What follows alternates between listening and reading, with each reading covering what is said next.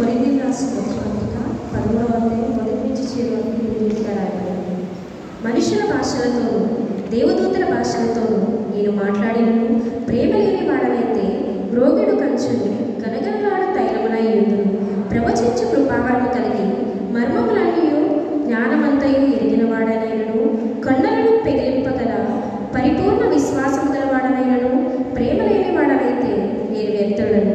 బీదల పోషణ కొరకు నాస్తి అంతయు ఇచ్చినను కాల్చబడటకు నా శరీరం అప్పగించినను ప్రేమ లేని వాడనైతే నాకు ప్రయోజనం ఏమీ లేదు. ప్రేమ దీర్ఘకాలము సహించును, దయ చూపించును. ప్రేమ మత్సరపడదు, ప్రేమ డబ్బముగా ప్రవర్తింపదు, అది ఉప్పొంగదు, అమర్యాదగా నడువదు, స్వప్రయోజనమును విచారించుకొనదు, త్వరగా కోపపడదు, అపకారమును మనస్సులో ఉంచుకొనదు. దుర్నీతి విషయమై సంతోషపడక సత్యమునందు సంతోషించును. అన్నిటికీ తాలుకొనును, అన్నిటినీ నమ్మును, అన్నిటినీ నిరీక్షించును, అన్నిటినీ ఓర్చును. ప్రేమ శాశ్వత కాలముండును. ప్రవచనమైనను నిరర్థకమగును, భాషమైనను నిలిచిపోవును, జ్ఞానమైనను నిరర్థకమగును. మనము కొంత మట్టుకు ఎరుగుదము, కొంత మట్టుకు ప్రవచించున్నాము కానీ పూర్ణమైనది వచ్చినప్పుడు పూర్ణము కానిది నిరర్థకమగును.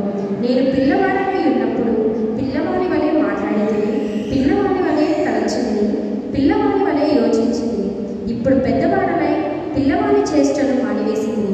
ఇప్పుడు అద్దములో చూచినట్టు సూచనగా చూచుచున్నాను, అప్పుడు ముఖాముఖిగా చూతును.